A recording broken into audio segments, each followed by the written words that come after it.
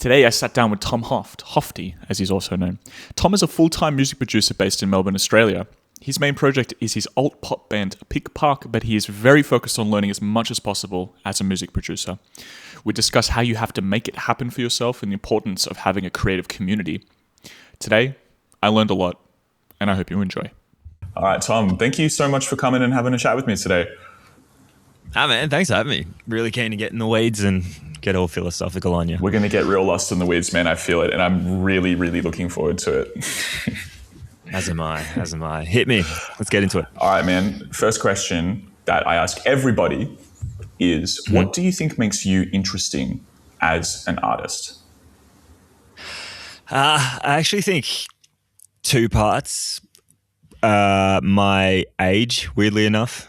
I think I'm now 31. I look a youthful 9, but I think I've come to music, like I've been making music for a long time, but in the last few years it's become a more, I guess, like serious, air quotes, kind of pursuit. And I actually think, as much as I kind of hate being older and I wish, I had the talent I had when I was younger, the reality is I don't. Like I now only have the skill set I have now because of time and age and stuff. And I actually think being a more fully formed, developed human kind of makes me a bit more of an interesting musician and artist to be around and stuff. So that's probably like a bit of a strange answer to that one. But otherwise, I'd say my personal interest and background and stuff. Like I've always been a nerd who loves maths and numbers, and I was a civil engineer by trade back in the day. So I think kind of all the stuff that makes me an interesting musician sort of has nothing to do with music. Like, anyone can play guitar. Like I know how to play a bit of keyboard. I know how to like produce and write beats and stuff. But like, I think all the other stuff that has nothing to do with music is what makes me interesting. Yeah, I did not expect age to be something that makes you interesting. That is... I think... Sorry, go. No, I was just going to say, I think that is something I thought of, is kind of constantly on my mind, and I've gone through waves, especially like when I was sitting in my late 20s and being like, oh, fuck, like I've missed the boat, like my time's up. I got to settle down. I got to start doing all this other shit. And, you look at like Billie Eilish, just one arbitrary example, and the success she had at like 21 or 19 or 16 or whatever. And it's like, okay, fuck, I'm not there. Like I can't go backwards. So why keep trying to hang on to that? Just embrace the fact that I'm only getting more skilled and more knowledgeable the older I get. And that's something to be excited about. It's interesting that this perception does seem to exist within the music industry. I'm sure it's not just isolated to the music industry. I think it's just the entertainment business in general. It's like, if you ain't made it by like 18, bad luck, boyo, it ain't gonna happen. But I kind of feel like there's been quite a lot of artists that have broken quite later in life.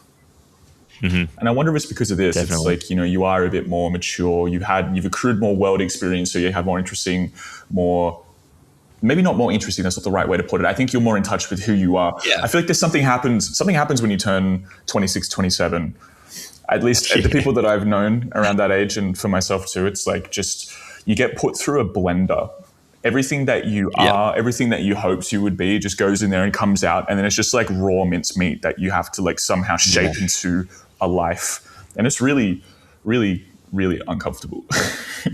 Yeah, it's super confronting, man. Again, seeing it like, wait till you get 30 is even worse.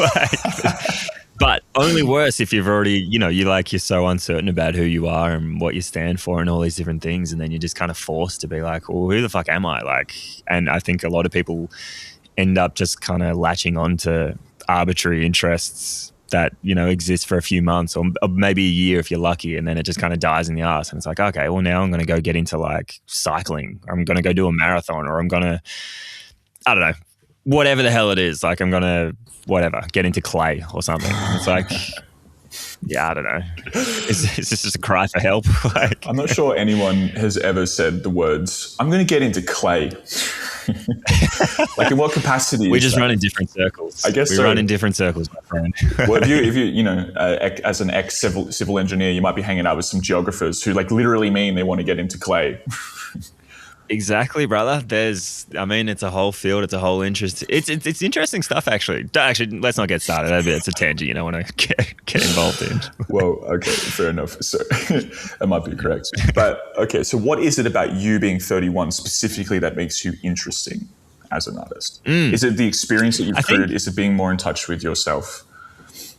Yeah, I think spot on. I think it's more that I feel like I'm relative to when I was younger, absolutely. I'm just a more fleshed out, developed human in every sense. I think my communication skills are a lifetime apart from when I was younger, and I think if I was younger and I had the skill set I do now, I don't think I would have had any sort of success necessarily because of these like interpersonal skills and stuff that I think you just develop and maturity that comes with time.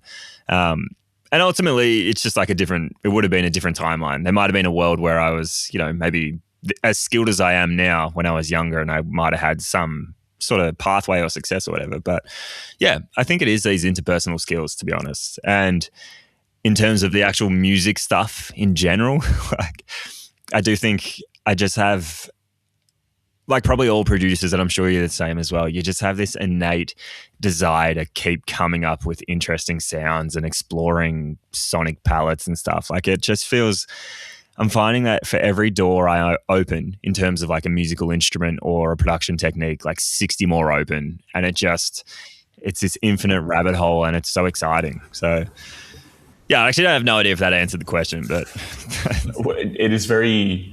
Yeah, fascinating that you mentioned interpersonal skills. That's what makes you more interesting. Because you are right. Like I remember going through music university, right? A lot of our like mentors and lecturers would say, it's not really about the stuff that you're learning here, like the amount that you need to practice. It's actually the connections that you make. And I always thought that, I mean, it made sense, but I really took that for granted. It was like, yeah, like the people that you meet, whatever. Yeah. And I was like, man, just shut up. I want to practice like these crazy hand patterns for the next 6 hours. But looking back, I mean, really this whole industry, just being a creative person really relies on community and connection. And do you know what creates good community and good connection? Like good interpersonal skills. Yeah, good people, interesting people, nice, empathetic, loving people. So what's different working with Tom now at 31 versus working with Tom, let's say, I don't know, 10 years ago at 21? Yeah, totally. Let's just say like to try and make it as apples for apples as possible. Say I had the skill set I do now when I was like 21, even though I didn't. Like that is a flat out difference. Like I didn't know how to produce. I didn't even know what producing was, like I had a little bit of experience from being in a band in terms of doing some recording and stuff, but we would just go and be like, oh, here's his voice note. This is a song we're recording. And then I remember one session, this guy suggested like putting the chorus at the end. And I was like, what the fuck? What do you mean? Like, this is how we play the song. Like, and then that was my first, like in hindsight, exposure to being like, oh, well, that's like, arrangement and production and, reviewing and all that sort of shit. And, but yeah, I think now the biggest difference is that I'm just across production at a flat out level because I don't think you ever master. You don't master any of this shit. Like you don't master mastering. You don't master any mixing, production, any of that stuff. You're always learning. But I think my production knowledge, my knowledge of the process from like start to finish in terms of songwriting all the way through to mastering is worlds apart now. And I think even the way I think about it is totally different too. Because again, back in the day, it was we play the song in a room. That's how it's written, that's how it's played. Like I sing this part, you sing that part. Therefore, that's the song. It was never like, well, is it actually a good song? Is it even the best version of that song?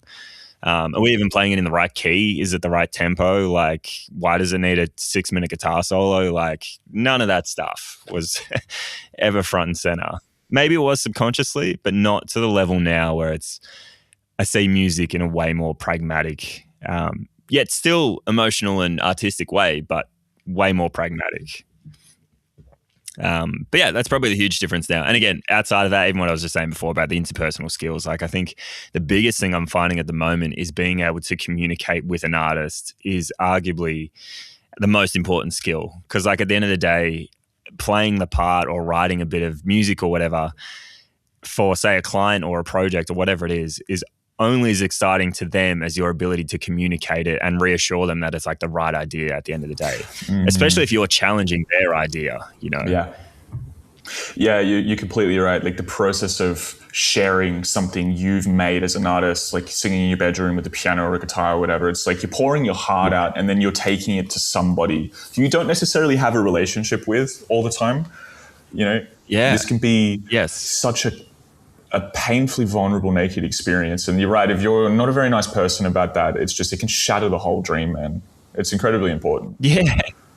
Yeah, so much so, man. Like at the end of the day, exactly as you say, it's someone's, experience. It's their like love. It's their passion. It's all that sort of stuff. And then they have taken it upon themselves to show you that in the hope that you can make it better. And if your response to it is like, I don't know, man, it's kind of shit, or like maybe we need to drop the chorus or something, that could be actually true, but how you communicate that and, how you talk about it and constructively suggest alternative ideas or whatever the fuck it is, like it's funny that the end result could be the exact same or the intent could be the exact same, but how you go about it is completely determines whether it's going to land or not. And, maybe also that's just my experience so far. I'm sure maybe that'll change over time, and maybe at like different levels it'll be, maybe it is, there's certain degrees of just like cutthroatness and seriousness, and, you don't soften the blows or whatever. But I don't know. For now, I feel like at the end of the day, it's important to remember that we are all people at the end of the day. Like, I wouldn't talk to someone in any context like that. So why would I do it with someone that I'm working with, Yeah. I like that. It's just like be a good human being. At the end of the day, that's what it really requires. Simple. So let's just add some context to what we're talking about. So you've recently jumped into full-time music. In your words, trying to build a sustainable full-time career from music. So that means right now you're working with a lot of different artists in a producer role right now. So how long have you been doing that for? That, I guess, in like a serious, in terms of front-facing, actively trying to find work, has been in the last sort of 6 to 7 months. Prior to that, I was kind of doing a bit more to like relying on friends and connections and stuff that I'd made. And it was just less consistent. It was also a different sort of approach. And I think I also was maybe putting a few too many, like, what's the phrase? Eggs in baskets or whatever, you know what I mean? Like I was kind of banking on certain things, and again, just like lessons learned. But yeah, now in the last sort of 6 months, I've been pretty actively just straight up using social media, relying on friends of friends, just flat out putting myself out there and trying to find more people to work with and make music with. But yeah, primarily production and mixing has been the main thing. And then outside of that, I'm in an active band called Peak Park that's been going for years. So we're still writing music. I have a bunch of solo stuff that I'm like working on. And then the occasional bit of like commercial work that's come up as well, which has been quite good as just another sort of avenue to explore. Man, that's absolutely fantastic. And I'm really curious about exploring all of that, especially now having to figure out like where the territory is. I'm especially curious about that moment of working with somebody that is like not connected through your circle, right? The first time you have somebody come into your studio and you don't really know them, and now you're in this professional capacity and you have to make it work for them. What was that like for you? Yeah, dude, it's been nuts. Like two parts to this. So I mentioned social media before because, again, I know we're all on it. I know we all use it. I know everyone kind of hates it. And there's this huge like overarching mentality of like, oh, social media sucks to use. It's all that kind of shit. But we're all on it. Like we all use it. So I've been intentful about my usage of it, and coming from being in an active project and writing music and being a musician myself, like I know what it's like to be cold DM by a producer and be like, hey, I really love insert song. How it makes me feel great would be good for this playlist, sort of like, that sort of pitching where it's like so blunt and clear that it's for a transactional purpose. So yeah, my mentality has been more about like, at the end of the day, as I said earlier, like we're all people. Like I want to meet you. I want to like vet you before we do a session as well, because I want to hang out with someone I enjoy. And I know that's like a real luxury thing to try and filter at the early stages, but I'm trying to take that approach that if someone comes through and they want to work on music, step back. Like I've been offering these free sessions as effectively a way to do that. And this session, as said, for the most part, it's a 3-hour block. We spend quite a lot of that time just talking and getting to know each other. And then some of them, it's been about how do I just get better at using the DAW? How do I want to record a basic demo beyond my voice note? Or some of them have been actual releasing artists who are like, I'm looking to find another producer and like, let's just hang out and do a vibe check, see whether your music's right, all that stuff. But it has been interesting how much my personality and approach has kind of gotten me work less so than my actual music. Like, because that's the first thing that people are kind of seeing. And then we chat a little bit and then I send them stuff and then they're like, oh, cool. Yeah, really love it or whatever. Let's like actually do this session. And then we hang out and they're like, yeah, great, cool, really want to make music. And I show them some stuff I'm working on and all that sort of stuff. So that has been a really cool experience to see that people want human connection as well. Currently, it hasn't been so just blunt that like, oh, you do this sound, therefore that's what I want. Like they also want to have a great experience, you know. But we'll see. We'll see how like sustainable that is as well. I'm curious to see how long this will kind of last. But at the end of the day, that's the mentality I'm taking into it for now. Well, I think the creative process really is you need play, and you kind of need to have play. You need safety in the environment. You need to be like certain of not certain of the people around you, because obviously like a bit of mystery, but you need to feel like you can open up, you can loosen up. Trying to create something when you feel self-conscious or feel self-doubt or you feel anxious, it's like there's a wall there. There's an absolute wall there. So it makes complete sense to me that if you're able to make people feel comfortable and you're just a good hang, we're just hanging out. Hey man, like let's just do some takes, like just see what happens. And you're laughing, you're having a nice time. I don't know what the actual session is like, but from what I've seen on your Instagram page, like you're exactly the same as this. Very personable, very authentic. It just seems like a good time. I think that's, again, something I kind of, and not that any of the experiences I necessarily had in the studio weren't like that, but because you were also just, like we'd hire a studio for a day and you were just there to record the song. That was kind of the end of it or whatever. And again, to be fair, I hadn't really explored what it was like to work with a producer. But from talking to a few friends and even just everyone I've kind of come through, I've used for market research as well. I just asked them the same questions. I'm like, what's your experience been like? What's it been like working with producers? What do you hate? What do you rate? Like and subscribe, etc.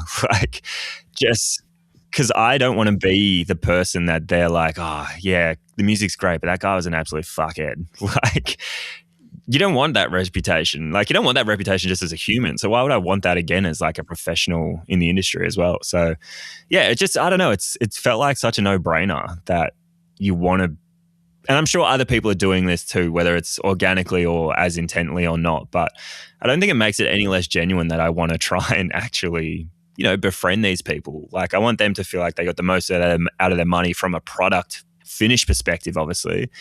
But I also want them to just enjoy the experience, because I want to enjoy the experience too. Yeah, I was going to ask you because we've been talking a lot about like the specific type of environment that you are creating for an artist that you're producing for. But what is it that you get out of it when you work with a new artist? I've come to find I quite like the education side of it as well. And not even just, there's maybe two parts to it. The music side of it where it's like, hey, okay, quick tangent. Like, I've had this, shown a few people this thing where you're like, you know, you record one guitar and then you record the second one and pan them, and then you play them the thing of mono versus stereo double tracked. And then you just see them go like, oh, that's music. Like, and that thing where you're like, okay, there's so much shit that goes on in music and finished productions and stuff that when you aren't privy to the worlds and the tricks and all this sort of shit, that you end up writing this song in your room with just one guitar or whatever the hell it is. And you're like, oh, why doesn't it sound like a finished track? And obviously there's a whole process, which is production, recording, mixing, arranging, all that sort of shit. But I'm really enjoying that part of it, especially for people who are quite green to it as well. And this is maybe, you know, one of few experiences I've had with a producer or recording. So I'm really enjoying that part. And again, like just the connection, it just keeps coming back to connection. Like I'm meeting so many people, I'm learning so much. Like my Teledex of people that I would send music to now is just growing more and more. I don't know, man. It's kind of like just as simple as I'm getting out of it just the love and thrill of making music and hanging out with people. Like, it's that simple at the end of the day. Oh, and money. Yeah, I'm getting money out of it too. That's cool. That's handy sometimes. I love how that's the one that's like, oh yeah, don't forget. Like, that's like the last of the things that are factoring into the value that you're getting out of it. And that actually is. Yeah, because like, no. Well, I was just going to quickly say, like, I kind of live and die by this motto now that, like, you know, as you were saying, it's play, it's fun, it's all these things. And at the end of the day, there are so many simpler ways to make money. Like, if I wanted to be financially motivated, I'd go back to my job as a civil engineer, or I'd go become an accountant, or like all these other career paths where money is the thing. That's like the point of it.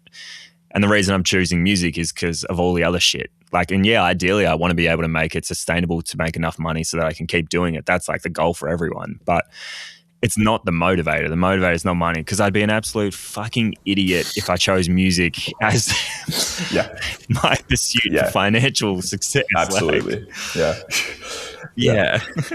Yeah. Thank you for being honest about it too, because I also think that, you know, a lot of people, at least for myself, like I was more motivated to pursue music. Well, not initially, but at somewhere along the way, it's very easy to get corrupted to want to be well known, to be famous, to go viral, and in order to like make money or play big gigs. And then it becomes all about you, me. Like I want this for myself. I want everyone to know how awesome I am. And I don't know, man. I like the fact that you're really honest about that too. It's like, yeah, I also do want to make a bit of money from this as well. Like that would be sick. Well, it's like, I think there's maybe a bit of a stigma that art and making money can't coexist. Like if we live in the society we do, it's capitalistic, it's consumerist based. Like it just, unless you go off the grid and don't participate, you're kind of inherently going to be a part of the system. And I don't think it's devalues your art. I don't think it makes your art any less genuine or serious or real or from the heart if you are making money out of it, or if you're like hoping to make money out of it. I think there are absolutely some things that as an artist and a creative and stuff that you need to be mindful of in terms of business and all that sort of shit that will determine how successful you will be at financially being stable or whatever. But yeah, for me, man, like I don't know. I don't have any icks about wanting to be like paid for my skill set and my time and stuff like that. That's existed for a long time. That's what people do. And I'm not saying just because it's existed, therefore it has to be that way either. But yeah, like I've come to terms with something I had to accept really quickly, is that it's not for me to decide for the artist whether I am worth X amount of money at the end of the day. And I mean that in the sense that I just tell them what I think I'm worth, and they will then decide on their own accord. And it's up to me to prove that my skill set, my knowledge, my ability as a producer, my ability as a good hang and a communicator, all that shit we've kind of covered, is worth the perceived value of that amount of money. And that's their decision. Because I was kind of making that decision for some of them, being like, oh, I don't really want to charge you, or like I'll do it for free because, I know you don't have any money or whatever. But trying to shift that mentality now to be like, if you don't have money, that's fine. Like, we could do this, but maybe it's a way less of a priority because there's a certain amount of money I need to make a month to be able to make this sustainable and live. And certain projects will just become a priority. So it's just like the dominoes of it. Yeah, that makes complete sense. And I think that does a couple of things that's important. I think it creates professionalism too, because like there is, when you're hanging out with just like a great pal and you're kind of just knocking about making stuff, like that's a really good time as well. But sometimes we were talking about this before we actually started recording. It's like you need that pressure, a little bit of pressure, a bit of accountability to kind of deliver, to go that little extra mile, or to kind of be like push yourself to actually sit in front. And especially when it comes to mixing, man, like for me, like I love mixing, but also it's also a drag sometimes. Yeah. And so you kind of need that extra push just to kind of get you through those moments and just be like, all right, I'm just going to be comping vocal takes for the next like 3 hours. Fine.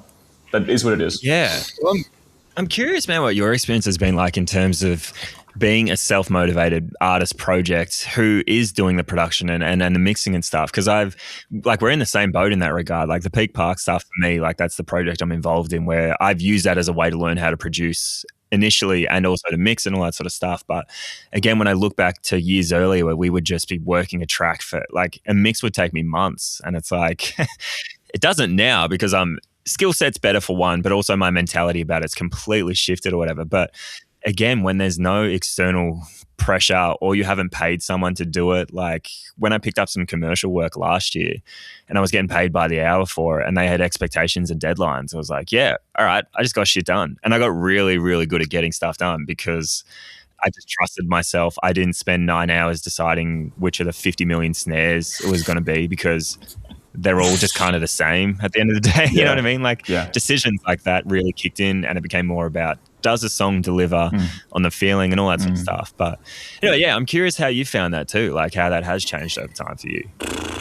Man, like for me, I started my music career, I suppose, as a session drummer. So, and that's all I did. I couldn't play piano. I was just a drummer. And I don't mean that as like just a drummer, but like I played drums. I played my part in the song, and And I tried to complement the songwriting composition process in original music as much as I could. And then it's really funny because like it's almost like in a way I almost felt locked out of this different stratum of communication or experience. And it really frustrated me. So after my first band broke apart, I was like, well, I'm going to learn how to songwrite. So I taught myself theory on piano, and like I could play and I understood chords and stuff. So now I had this like new level of this new language where I could connect to other artists, other musicians and things like that. I wasn't just a drummer anymore. It wasn't like, I don't really know what a C major chord is. Like, I don't understand how that's built. It's like, okay, now I can actually talk to you about harmonic theory and all this sort of great stuff. And production was actually the exact same thing. Carly and I, we were in another band. It was actually the first band we were ever in together called Zenith Moon, back when we were a rock band. And hectic. We did this EP. And I remember sitting there. Actually, it was two different experiences back to back. It was like two different EPs that we did, where I was sitting there trying to communicate to the engineer why what he'd done wasn't what we wanted. And I just felt that same lack of ability to communicate. Like I don't understand what it is that I want, but I know it's wrong. And so that really kicked off that whole journey for me. And the reason why I'm telling you this is because it was all completely self-motivated, self-led.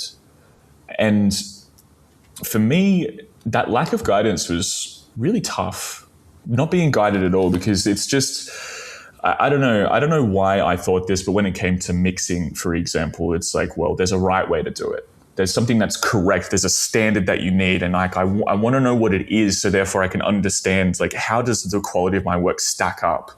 Because if I don't know what I need to improve on, how can I improve, sort of thing? And so I kind of hated a lot that feeling of just kind of guessing all the time. And it was really painful, man. The first batch of mixing I ever attempted to do was like, it destroyed me. Because I'd just constantly be like, I don't know if this is good. I don't know. Yeah. And I think at the end of the day, like, I really, looking back in hindsight, what I wish I knew then was like, well, how do you feel about it? First of all, that's actually really what matters. Is it representing the idea of the song? Is it the best that you can do? Getting feedback from other people. There is technical stuff within mixing, of course, that you need to sort of pay attention to. It's just like, obviously, like, build up of certain frequency bands can like kind of contribute to a gross listening experience. Things can be too harsh, or they can be too muddy, or they can be too loud and they distort. There's like some things there, but after that, it's really like, how do you want to represent the music? What's important to you? And that process is getting a lot easier. Especially just like, the thing for me is just, it's still really confusing and I have to watch out for this all the time. It's like the perceptual weirdness of mixing, you know? It's just like how your brain gets accustomed to the way that something sounds on your playback system. Or like maybe you accidentally left a plug-in on the kick drum and it's like spiking at 250 hertz and it sounds really weird in the beginning, but then you kind of make some changes in the mix and then all of a sudden it sounds normal to you. So you make like 100 decisions and you're like, man, this sounds awesome. You come back 2 hours later, your ears have had a chance to reset, and you're like, what? Why did I do any of that? Why did I do any of that? And you know, like now I'm just kind of trying to more just let go of the outcome so much and just trust that's going to, my skills are going to improve. And just trust the process a little bit more. Trust myself. I just want to do it for fun. I can make stuff that sounds sort of okay. At least other people like it. They still connect with the song. And for me, at the end of the day, that's all that really matters. Yeah, man, so much of what you're saying resonates with me as well. And it's been interesting to have some, I guess, sort of client work come through where it is people who are, I guess, like effectively in the position that I was in, you know, like 10 years ago or whatever. Not age, but skill-wise. And a lot of the stuff you're touching on where it's just like, I don't know, a question might be like, oh, well, how do you like EQ guitars? And I was like, I know it's a really shit answer, but it's like you EQ it relative to the context of the song. Like there is no kind of answer or whatever. But trying to find ways to actually give like actionable advice and help people beyond just kind of like the Rick Rubin arbitrary airy fairy sort of like, I just feel it, brother. You know, like you'll feel it but I think what I'm coming to learn is that it is really just as simple as that. Like you get better at it by doing it and finishing shit and moving on. And the quicker that you can accept that, you just don't know everything and you can't hear everything, but you get better by doing more of it and your ear becomes more familiar and eventually you start to hear certain frequencies. And, there are ways you can maybe be more efficient about it. And I actually think the way to be more efficient about it is just like make way more music. It's just accept that early on you have to put in shitloads of like hours and grunt work and stuff. This is shit I wish I like had taught myself or knew rather at a younger age, because again, like I don't know whether we were talking about, I mentioned before, but like it would take 6 months to finish just like one particular track of mixing it. And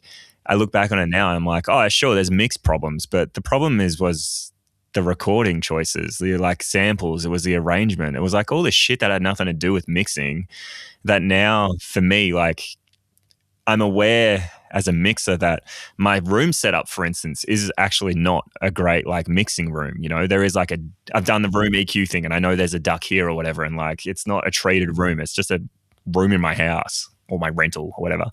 But now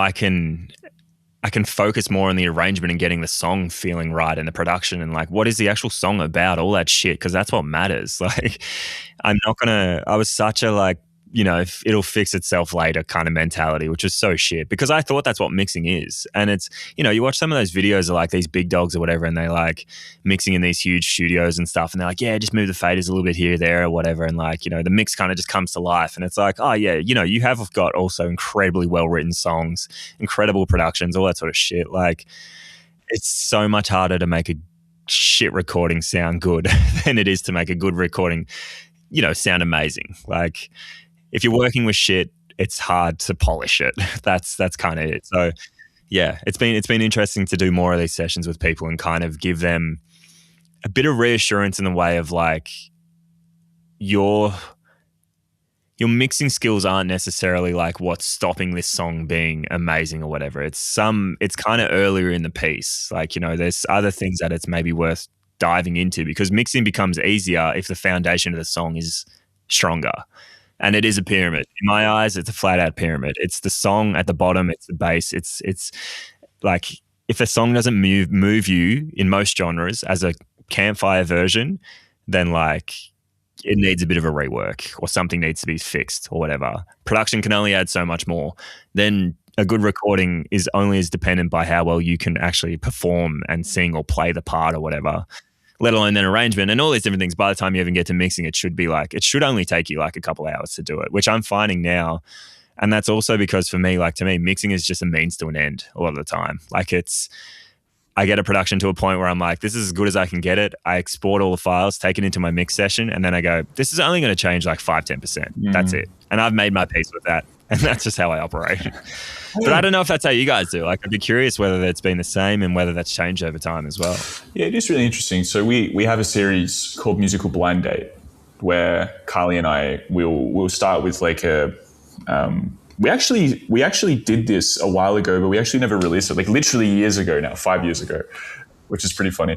But basically we take like a chord loop and then I'll go write my parts to it and she'll go write her parts to it. And then we'll listen to it for the first time while we're recording our reaction. And it's really funny, man, because there's been so many times where, and bear in mind that it's like completely unmixed, because if I'm going to mix the idea, then I know what it is, and then the reaction's not real, which feels important to me. And sometimes there's been tracks where we listen to it in this unmixed version. The vocals are too loud and they're like muddy and everything's kind of gross and everything's fighting for space. And we're just like, no, this doesn't hit. And then I go away and I work on it and I pull things and I push it here and I kind of cut this out and I present it strongly. And then I show Carly after the fact and she's like, oh, this is actually pretty good. So I think at least for us, like I have learned that you can, and you know what I think that really comes down to, because I was going to say, and I'm just realizing this now, I think it's like a bad mix can cover the emotion behind the song. It can cover the story that you're looking to tell. And a good mix presents that. It can really, really present that. But also, the more confident and strong that something is presented, like the better it is to be perceived. Like the more high frequency information that it has, the more, not the more compressed it is, but the stronger the performance is and less dynamic and the more in your face, you can really latch on to certain things. But there is definitely a balance here where, like, yeah, you're right. You can't take a bad idea and make it sound amazing. Because I tried to do that. I mixed one of the musical blind dates the other day, and it's just, this is just a bad idea. This is horrible. Like I'm hating working on it. I'm hating listening to it. But I mean, that's just what came out. So whatever. Yeah, I think also, man, like a huge part of this though is actually like your maturity as an artist and a producer and stuff to be able to see through the chaos of like a bad mix. Because even then, like, I guess let's just like blanket term say like any version of a song is like a mix, you know, whether it's still a demo or whether it's like an early production, whatever the hell it is. But we have the same thing with the Peak Park stuff where we're writing so much music that it's like you can, or rather I'd say that I think individually and collectively we're getting better at deciding whether an idea fundamentally is strong or whether it's just, and, you know, whether we've just done like a pretty half-assed version of it and it's all kind of chaotic and there's shit everywhere. But you can hear if there's a song in there. Like it shouldn't be that, we'll this song is only going to work if we produce it. It should be like, no, it's in there. It's great. The production's only going to make it better. And I think that is, you know, stuff you're talking about where like you cut stuff or like you shift parts around and do all that sort of stuff. Like that's a different like kind of process in my eyes. But yeah, that I think is going to be an interesting thing to keep working at with other artists as well, as that I constantly have to keep checking my level of understanding of these things versus theirs. So for instance, like when sending a mix or when we're working on a demo or whatever, and in my head, it's like, oh, I can look through all the chaos and the nonsense and I know where this song's going to get to, but realizing that they pretty green or fresh to it, they're only hearing what they're hearing for the most part, you know, and they might not have the same level of ability to kind of look through the chaos and be like, oh, I can see where it's going to get to sort of thing. So even that I think is been a somewhat confronting but good thing from a skill set perspective for me to be like, oh, when I work on stuff, I need to get better at it being as good as possible, as quickly as possible. Because it's one thing for me to be able to see through the weeds and the chaos, but at the end of the day, it's a service-based thing. Like that, it's their song. They got to like, you know, be hyped about it and love it and stuff. So that's been an interesting learning. That reminds me of a piece of advice that I got given by a producer in Melbourne. He said to me, like, you know, you could sit there and obsess over just like, maybe I want like the specific ending of this drum pattern to have this like really cool delay tail, and like I spend like an hour and a half fussing over that, the exponential rhythms, and I do all this crazy stuff. And it's like he said to me, 95% of people aren't ever going to hear that. But you just spent like literally hours making something. It's like most people they're just going to hear, they're going to listen to like the melody, they're going to like feel the rhythm section, the groove of the song, and that's pretty much it. And that's also fine. It's also fine. And it was like a really nice, and I've actually noticed ever since, like as we make more music, like our arrangements are getting so much more simple. It's like just a couple of ideas. When I think one of the first songs I ever had to mix, and this is why it gave me such a headache. Actually, no, it wasn't the first thing I ever had to mix. It was the first time I ever self-produced something and I had to like bounce it down to send to someone to mix. There was literally 96 tracks. Yeah. 96 tracks to do. And some of that was because like we used like resampled like instruments in different sections. So it wasn't like 96 individual parts, but it was still so much stuff to contend with and mix. And it was insane, man. And now like I've got a session it's probably like, there's like 4 main parts in the chorus. Yeah. It's like vocals, and pads, and percussion and drums and bass. And that's pretty much it. Yeah, I feel you, man. Like it was a fun exercise the other day. Actually, we were just playing some of our like older music, and I love it for what it is, and it's a timestamp. That's my perspective now. Because if I were to compare it apples for apples with the shit I'm doing now, yeah, it sounds terrible. Like it's an objectively worse mix. The arrangement's cluttered as fuck. Like, you know, maybe the actual idea of the song is good, but it wasn't a good representation of that idea. And the exact same thing we experienced as well, where like I had a track that I was trying to mix and it was 130 fucking tracks. And it's like, no wonder I had no idea what I was doing. But again, like the sample choices were terrible. Like the synth sounds were not intentional. It was all just like, and at the time I thought I was just making my best guess at what it was or whatever. But we listened through that song and we're like, oh yeah, there was a good song in that. And then we played one of the demos that we're working on now. And I'm like, oh, it's just night and day. And this is a demo. But yeah, the drum choices are better. The arrangement's way less cluttered. Like I don't have 9 things trying to be a bass. Like it's just one really good bass part that's sparing and works when it needs to. And again, it's exciting to kind of look back on that stuff and think like, oh, well, this is what I've learned in this amount of time, and that's never going to stop. Like I'm never going to hit a ceiling with this. Like I'm only going to keep getting better as a producer and a writer and all that sort of stuff. Yeah. Hopefully. Yeah, hopefully. You never know. You might have some dips and stuff like that. And it makes me wonder what is Maybe it. a plateau. It makes me wonder, I've always been fascinated at like what are the factors, the environmental factors, the psychological factors, whatever, that kind of contribute towards great art. It's kind of, it seems to be a bit of a curse. Like an artist or a band will come out with like a stellar first album, and then there's the second album curse, where it just seems like a lot of people seem to tank after that.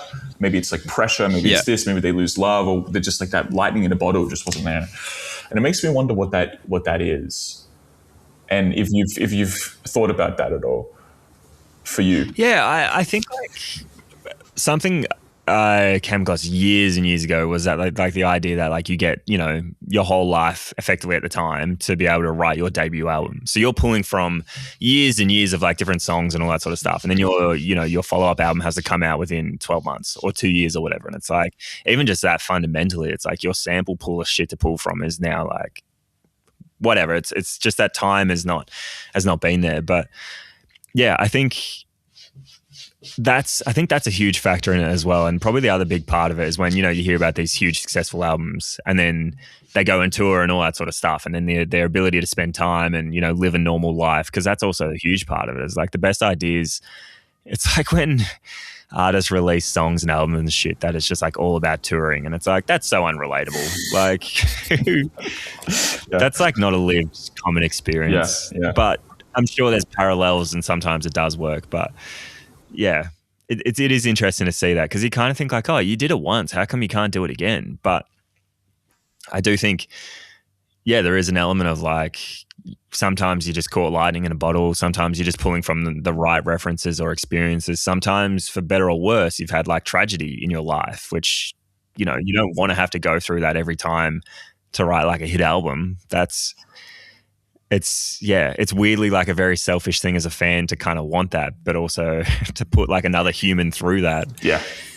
To create art, it's like, it's a little bit fucked up. But yeah, it's a very good point. Secretly waiting, like, oh man, I hope they get back on the drugs, so they make some shit again. Yeah. I was thinking as you were saying that, like for you, one thing I was really when I was like looking through your Instagram, just getting acquainted with everything that you are and what you do, I was fascinated about, and also where are the rest of the reels, man? I know like one of your more recent posts was like day 67 of writing 5 minutes a day. Like where's all like this 1 through 63? Smoke and mirrors, brother. That's smoke and mirrors. That's just like some novel. I was like, you see that shit all the time over like day whatever, and someone was up to like day 200 and something. I was like, are they actually? Like, I don't really know. So I just kind of went this mentality of like, as far as they know, it's day 4,000,000,006. Yeah, I love that so much. Okay, but they're coming. Well, because I had it was 2024, 2 years ago. I set myself this New Year's resolution of I want to write 3 ideas a day, every day until I get to 1,000 this year. I was like productivity, maxing my creativity, because it was like the Stephen Pressfield mindset of like just show up and just make. And I didn't realize that I just really, it wasn't very good for me. I hated the process, and I only made about 460 or 70 ideas that year. It was a lot of ideas. Fuck. And there's, at the time, it's funny, like I go back and I look through that folder of all the exports sometimes, and I listen through and I go, there's actually some pretty interesting stuff here. But it's really interesting because at the time my mentality was like, everything I'm making is garbage. I hate this. What can I do? Like, man, I thought that like for me to have good creative output, I should have just showed up, and now it's not happening. So my mentality was all warped. But what I was going to ask you was, what was I going to ask you? What was the connection point there? Because, so I'm setting up this idea of like, well, creative output. We do kind of live and die by the quality of our output as producers. And it's like interesting, if you're in a role where like you've been essentially hired by an artist, it's like, well, they want to make a good song. They want to make a song better than what they could make, hence why you're there. And so there's a lot of pressure on you as a dynamic, ever-changing, oscillating human being. And not to mention as an artist right now, it's like make good work, make good ideas, make them happy sort of thing. And I just want to know if you've rubbed up against this, especially if you are sitting down to make music every single day and create something every day. What has that experience been like for you? So far, and I attribute part of this is maybe the freshness to it, but so far it's been fine. Like, and I think in terms of being able to like creatively come up with shit, and I think part of that has been because over the last few years I started to clock on to that. You know, quality comes with quantity, and this is a skill. All these things are practicable, repeatable skills.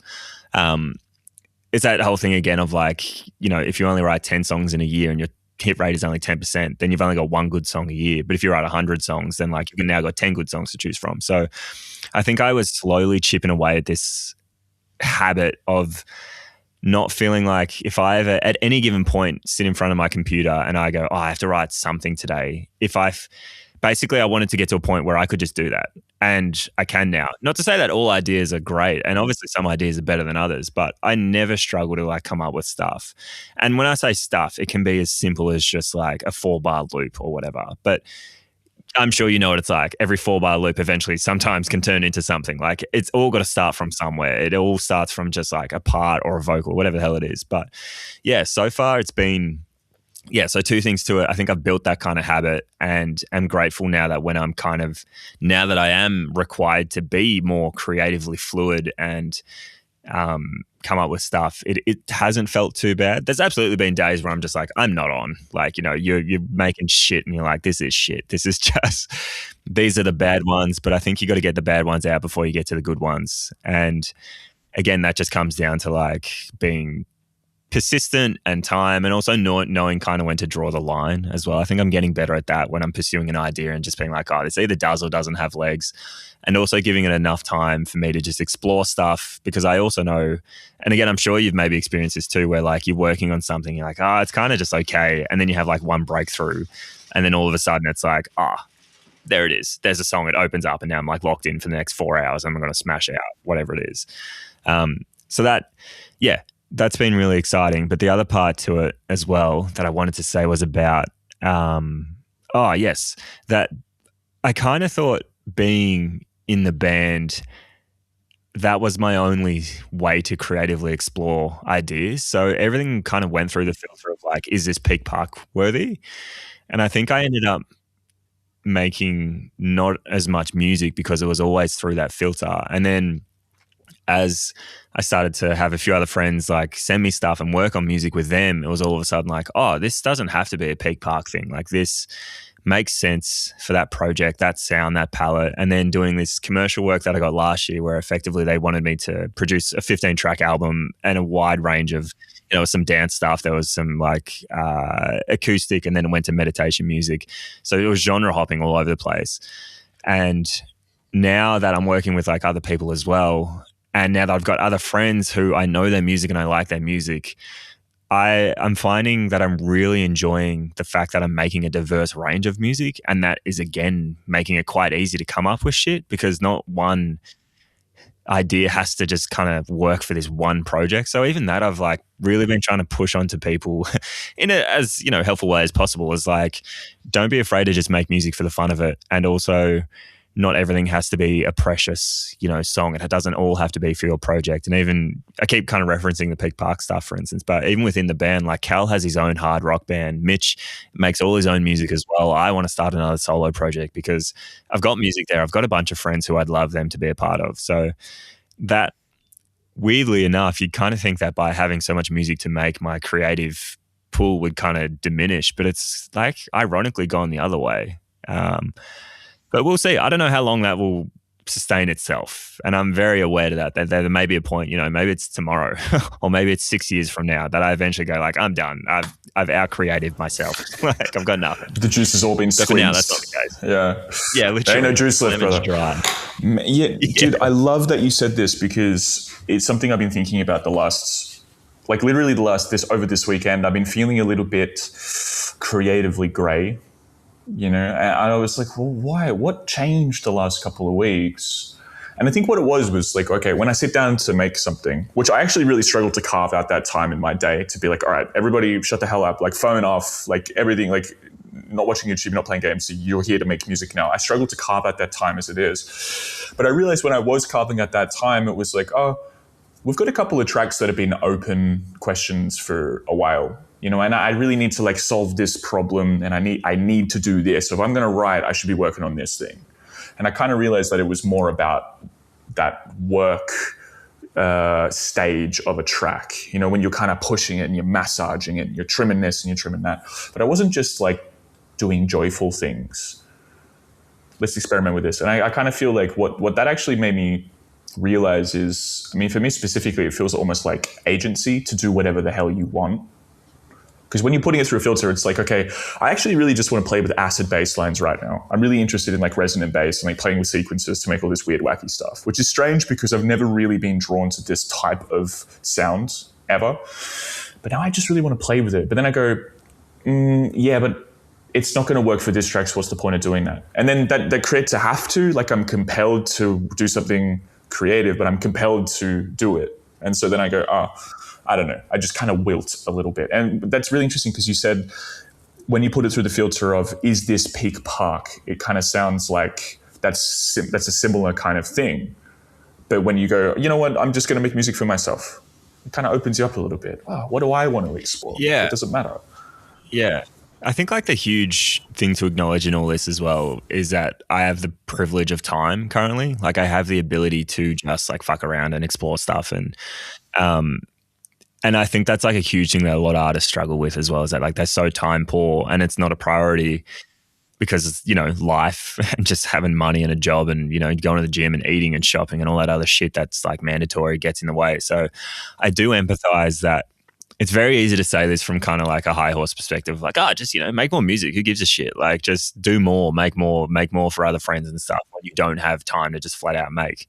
But I would challenge that maybe you end up in a bit of a cycle where it's like the time that you are putting towards making stuff is so high pressure that you end up making kind of nothing, or like you really struggle because you're just putting so much pressure and expectation on it. So I guess if there is anything actionable or pragmatic about that advice would be about how do you get it to be, how do you give yourself enough time and flexibility and take the pressure off that you can just kind of muck around and explore stuff or send music to your friends or whatever it is. Or I don't know. I'm not really sure how to make it as actionable for a person who is time poor, but I'm curious to see how that works for people. It feels like a Herculean lift mindset wise, right? To think, well, okay, I've got a full-time job or I'm just really busy. So I've got like an hour a day to sit down and make music, but I also want to make enough music to release as an artist, but this is my only time to do it.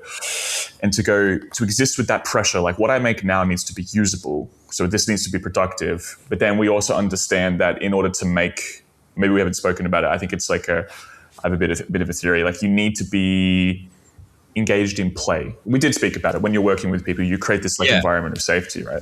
It's like you kind of need it to be fun and lighthearted in order for ideas to be kind of good, because it's about exploration and curiosity and all this sort of stuff. How do you hold these two things in your mind? Okay, I need music to release. I need to make a good idea, but also this is just play and it doesn't matter. That feels paradoxical to me. Yeah, I wonder if it's an order of operations. I think maybe the releasing of music only comes once you like write and make music, and if you're not like having fun and in a space to make them, and I think it could be a really easy trap, and is a really easy trap that like I myself and I'm sure a lot of other people fall into, is that you come to the table pre-framing it as though like I have to make this release worthy song before you've even made something. Like I feel like you're kind of setting yourself up to touch the electric fence and have a bad time before you've even like picked up an instrument. So I would maybe say that like flat out just deleting that part in your head. It's like the release worthy stuff will come once you make it.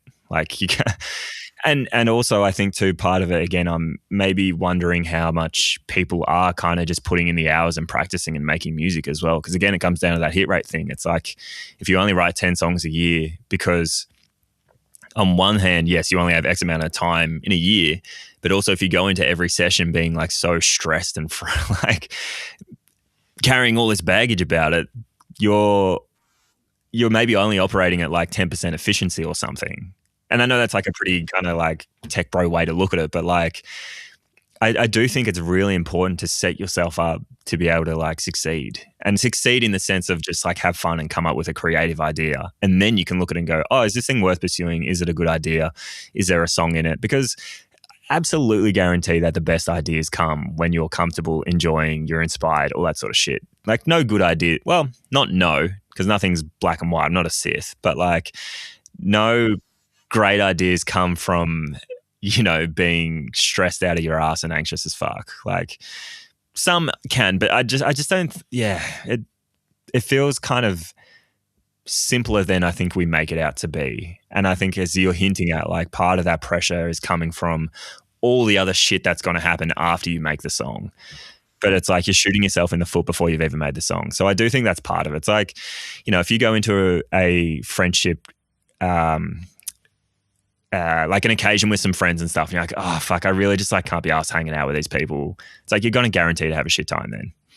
You know, like you've set yourself up to like fail. And I think that absolutely translates with music in the same way.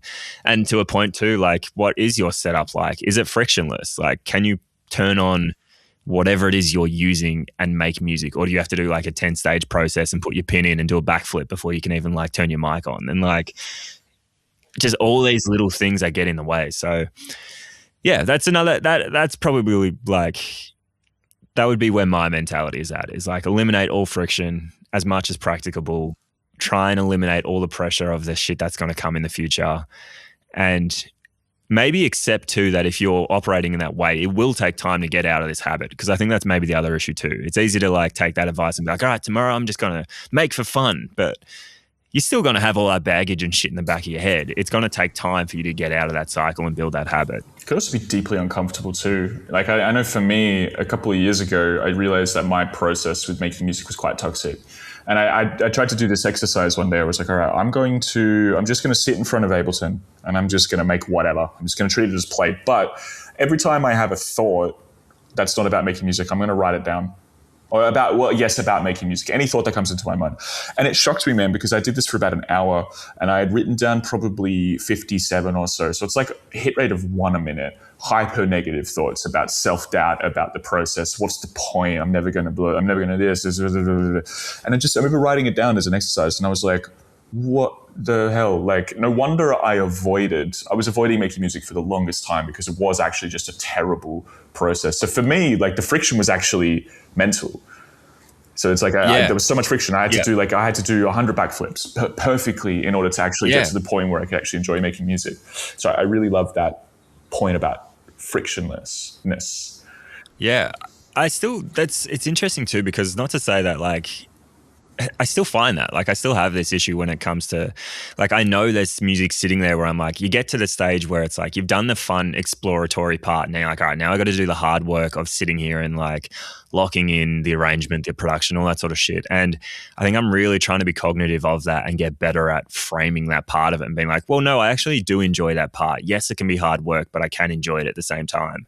And so much of this, man, like anything in life, it is a mental battle. It's the skill set part of it is kind of like irrelevant at this point. It's just whether you've got the mental fortitude and resilience and all that other like, you know, buzzword shit. But it is so true. I think it really is just kind of down to how well you can convince yourself to push through and that you're doing it for the right reasons. And part of that I do think is I'm noticing as well that it's a lot easier to do that when you're surrounded by other creative people who, you know, can offer external perspective and thought and even just to bounce ideas off as well. And I think that's a really, really fucking hard thing for especially solo artists, but bands and stuff are the same. But when you're the only one in the fishbowl, like, of course you're going to go crazy. You're doing all the music, you're thinking about everything. You're constantly thinking about socials and, you know, is this song going to do well? All that sort of stuff before you've even written a thing.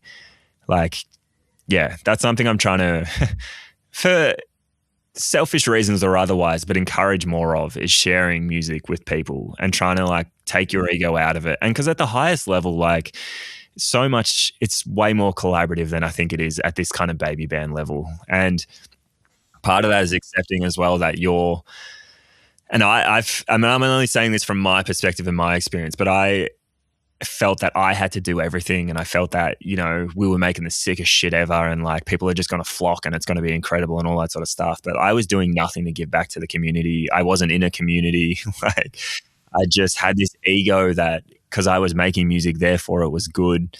And I think now it's just trying to have a healthy amount of like confidence and ego and delusion, because I do think you need it. I think you need to back yourself. You absolutely need to, you know, trust your ideas and stuff. But yeah, anyway, man, it's that part of it I think can be really hard. And again, when you're just stuck in a room making music and there's all this friction mentally, physically, whatever it is, it's so hard to get over that. So I think you have to find ways to get around it. I love, man, you're touching on so many things that like it feels like you're touching like nerves in me, right? Like it's so important. The community aspect, right? You mentioned how, especially through social media, I feel like this is the way that we're conditioned to use social media. It's like, what can I get from everybody else? And I was stuck in this for a long time with older projects. It's like social media wasn't about sharing cool stuff so other people could feel, I could feel connected to other people. It was like, I want to get as many views as possible.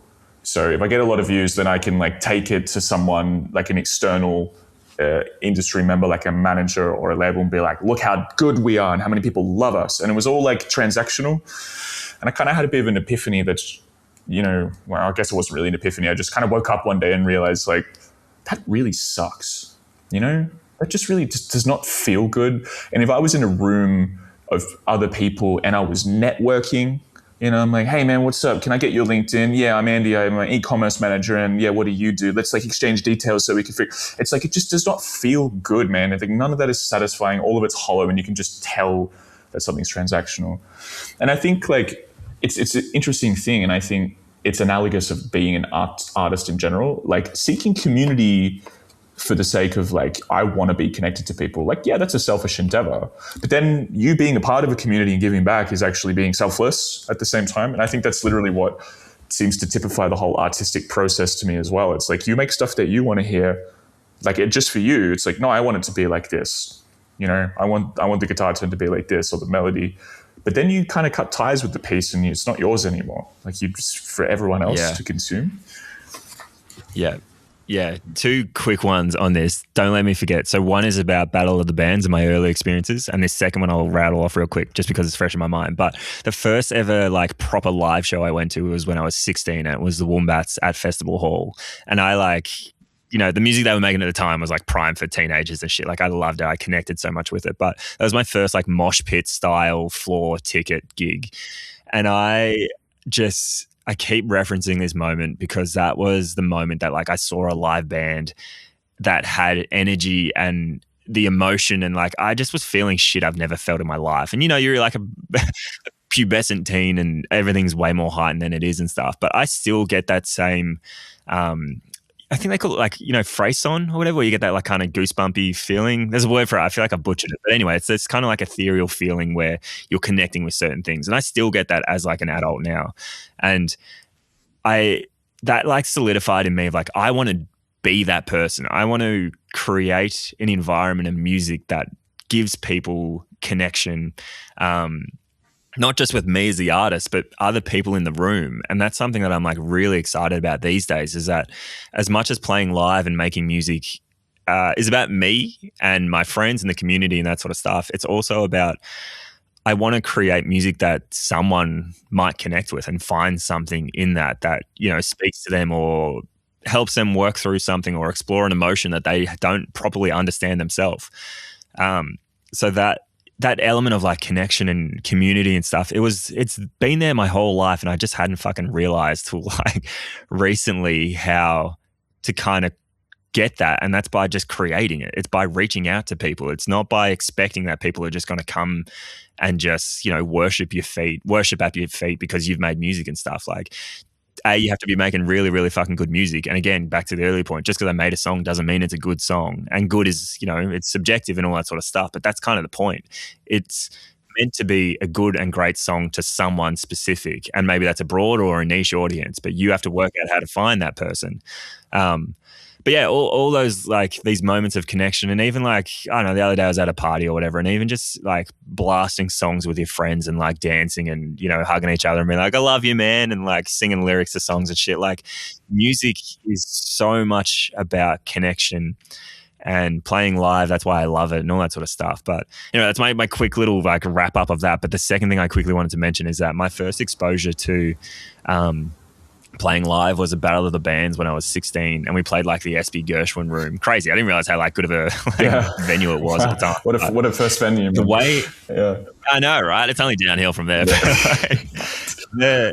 The environment of a Battle of the Bands, I think, is like just so fucked up because it immediately puts music on this sort of subjective pedestal of like, you're better than that band or you're better than this because, 6 people in the corner decided that the judges were like, your music's better or whatever. But anyway, I remember going into it really, really green and fresh. I was 16 and I like wanted to talk to all the other bands and stuff. And I found it was so cold and competitive in that environment.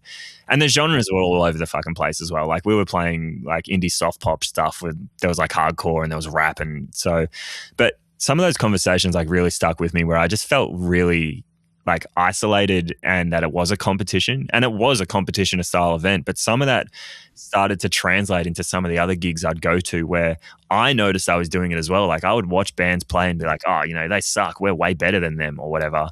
And that had carried over even into my like adult years and stuff. And only in the last handful of years, I've really tried to actively pivot my mindset to be like, I don't have to necessarily be a fan of their music, but I can be appreciative and supportive of what they're doing and just be like uplifting. And that's enough. Like I don't have to shit on them. What's the point? Like they're doing their thing. That's great. And even if they have an audience that I wish I wanted, that's a me problem. That's not like, that's me projecting. So like, why be an asshole? I should be like supportive of the fact that they've been able to find an audience and grow and stuff. Like that's incredible. They've just proven that it's possible. Yeah, I really like that. I mean, I wonder if that's like the Australian tall poppy syndrome, because I can resonate with that as well. 100% seeing other people play and being like, yeah, I'm better, I'm sicker. Yeah, awesome. Well, I think, man, it's like, and not to be a bit too like arrogant about it, but I think it's just like a maturity and like I don't know, I realized that behavior was projection. That's what it was. I was projecting onto them because I wanted that audience. I wanted to feel like people give a shit. Like I wanted all that sort of stuff. It had nothing to do with that band. It had nothing to do with their music. It was all my insecurity and lack of, confidence and maturity and all that sort of stuff. And I was just projecting. I do agree with you, man. Because thinking about times where that's happened to me, it's because that person's being supported more than me right now, and it's like this is not acceptable. Like my music's the best music in the world. Like it needs to be supported. Why aren't you supporting me? If only you knew. Yeah, I deserve it. That's a really interesting thing to say. Yeah, it's like why do you deserve it? You said something just before, especially in the first part of that, where you're talking about being connected to people, that feeling you got. And you said something about you wanted to become the type of person who connects other people, who creates that environment for them. And you have to create it. And I think I really like that, man. That really speaks to your character, I'd say, because it's really about what are you doing for other people? What are you making for them? Yeah. Yeah. And I think like it's... Go on. I was going to say, what advice do you have for people who struggle to find community and struggle with creating this environment, for lack of a better word, I suppose, where they can be connected to other people and feel like this?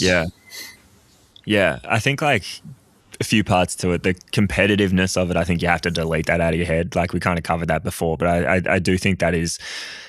A lot of people kind of carry that baggage with it. And there's a number of reasons like socials and, even like Triple J Unearthed and like all these there's so many different things that kind of, I understand why people go down that path because I was one of those and am like a reformed person who does that sort of thing. But I think you need to delete that for one. I think it's actually simpler than you think as well.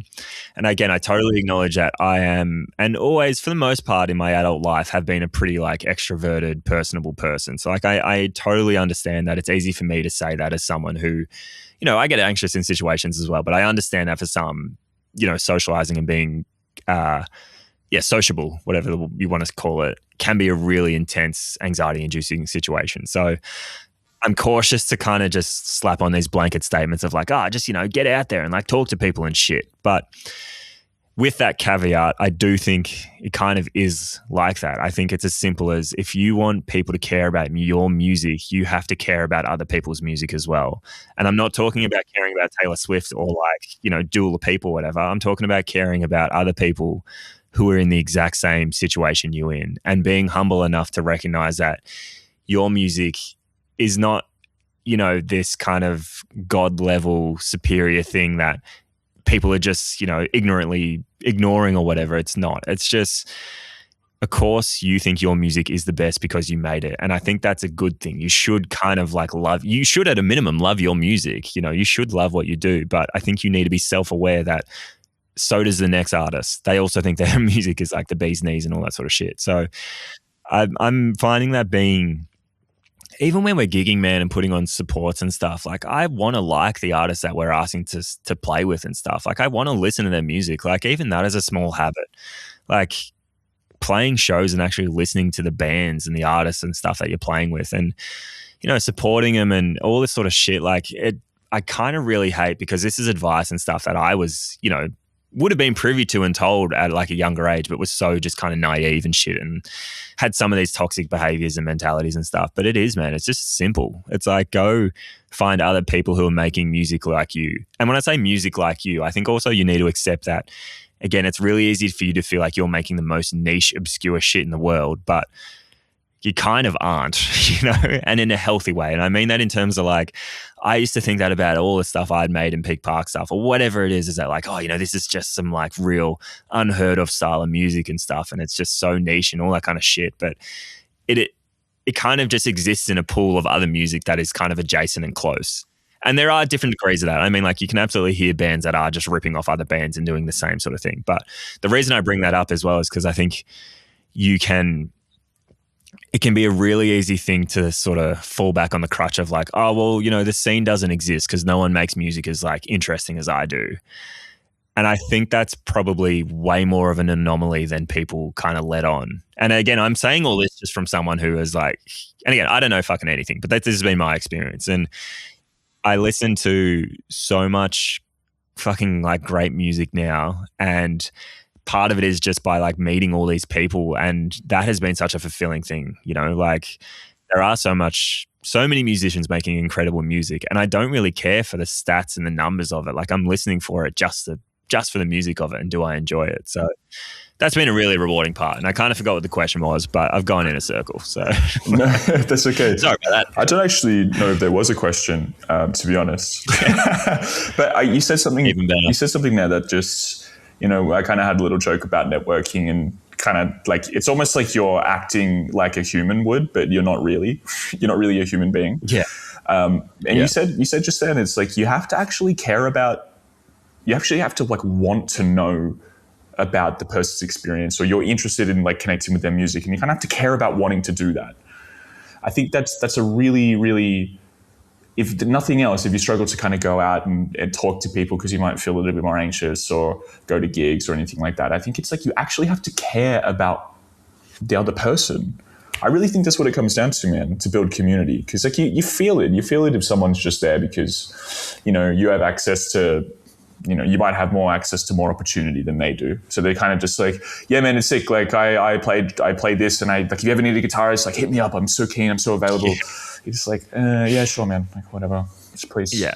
I think that kind of comes back to the old shit I was touching on at the start, that like at the end of the day, you want to be like a good human first and foremost. Yeah. And I think people can smell a transactional rat from a mile away. Transactional rat. It just, and again, like I've been on the other end of that before, and it's just like, I don't know. And even I'm also realizing too, as like a producer looking for paid work, at the end of the day, like, let's just say hypothetically, you have a friend who does shit mixes and makes terrible productions, but you love hanging out with him. Or I come to you as a professional who does an objectively better mix and production. You're going to pick your friend 9 times out of 10, because like that's like, yeah, I think there's this weird mentality of like, once you start kind of making music and and that we're all kind of fighting over scraps as well. And there is absolutely part of that, but I'm trying to shift to be more that like we all rise together, and me supporting you benefits you as much as it does me. And at the end of the day, if you decide that you want to fuck me over and abuse my, generosity or kindness, that's a you problem. That's not a me issue. And I think those people will probably just kind of get found out eventually, I think and you might get to some sort of success. Yeah, but you won't.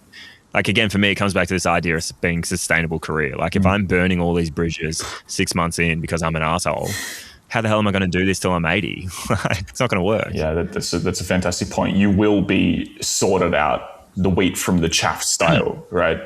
Yeah, I saw the other day, I can't remember why I came across this, but I was reading an article about Spotify's semi-recent change about not paying out royalties for songs that have less than 1,000 streams in a certain period of time. And not going to open up a whole thing there about Spotify and the music industry. Okay, I just wanted to highlight one thing that they said in the article. It's like how they figure out, like their justification was, well, we want more money in the royalty pool to go towards like the professional artists who are like taking it seriously enough to want to do it as a career. And the reason why I say that is because the amount of professional artists on the planet, according to Spotify, they kind of use some things like the amount of releases you've had in a certain period of time. Are you also doing shows? Do you have proof that you have built an audience? So there's like a minimum monthly listener requirement.